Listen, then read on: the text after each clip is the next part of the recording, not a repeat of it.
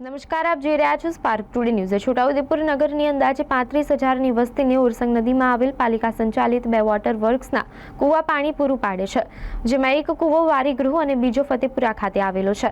આ બંને કૂવામાં હાલ પાણીની આવકમાં ઘટાડો નોંધાઈ રહ્યો છે અને નર્મદા નદીનું પાણી હાફેશ્વરથી રોજનું 30 લાખ લીટર જેટલું મંગાવવું પડે છે। આટલી મોટી ઓરસંગ નદી હોવા છતાં પણ નગરપાલિકાએ બહારથી પાણી મંગાવવાનો વારો આવે એ નવાઈ ભરી વાત છે।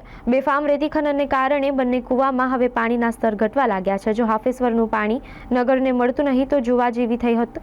ઉલ્લેખનીય છે કે છોટાઉદેપુર નગરમાં છેલ્લા 10 વર્ષથી પાણીની સમસ્યા ઉનાળામાં પ્રજાને સતાવી રહી છે। પ્રજાને પાણી મળી રહે જેના નિરાકરણ માટે ₹7 કરોડના ખર્ચે ઓરસંગ નદી ઉપર ચેકડેમ બનાવવામાં આવ્યો, પરંતુ ચેકડેમમાં પાણી સુકાઈ જાય છે અને નર્મદાનું પાણી હાફેશ્વરથી મંગાવવું પડે છે અને નગરના વિકાસના નાણાંનો ખર્ચ પાણી માટે કરવો પડે છે, જ્યારે દિવસે ને દિવસે નગરને માટે પાણીની સમસ્યા વિકટ બનતી જાય છે। છોટાઉદેપુર ઓરસંગ નદીમાં બેફામ રેતી ખનનને અટકાવવા તંત્ર પાંગળું પુરાવાર થયું છે।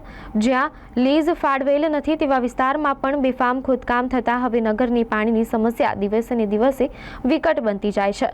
જ્યાં આગળ વોટર વર્ક્સના કૂવા આવેલા છે ત્યાં આગળ હવે રેતી રહી નથી, માત્ર પથ્થર અને કાંકરા જોવા મળી રહ્યા છે, જ્યારે નદીમાં પડેલા ટ્રેક્ટરના ટાયરના નિશાનો અને નદીના પટમાં ભરાતા ટ્રેક્ટરની તસવીર સ્પષ્ટ જણાવી રહી છે કે હજુ પણ રેતી ખનન ચાલી રહ્યું છે।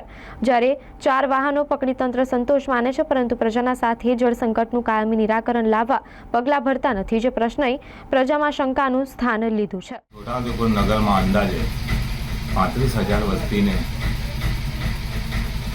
ઓરસંગ નદીમાં આવેલ પાલિકા સંચાલિત 2 વોટર વર્ક્સ પાણી પૂરું પાડે છે। આ વોટર વર્ક્સની આસપાસમાં ગેરકાયદેસર રેતી ખનન થઈ રહ્યું છે અને વોટર વર્ક્સના કૂવાની આસપાસના સ્થળ ઓછા થઈ ગયા છે, જેના કારણે હવે પહેલાંની જેમ પાણી કૂવામાં ગળાઈને આવતું નથી, તેમજ પાણીની આવક ઓછી થઈ ગઈ છે, જેથી નગરજનોને પાણી પૂરું પાડવા માટે નર્મદા યોજનાનું પાણી વેચાતું લેવું પડે છે। આ બાબતે નગરપાલિકા વોટર વર્ક્સની આસપાસ રેતી ખનન કરતા ઇસમો સામે કાયમી ધોરણે રેતી ખનન ના કરે એવા પગલાં ભરવામાં આવે અને નગરને સહકાર મળે તે જરૂરી છે। મુકેશ રાઠવા, વારીગૃહ ચેરમેન।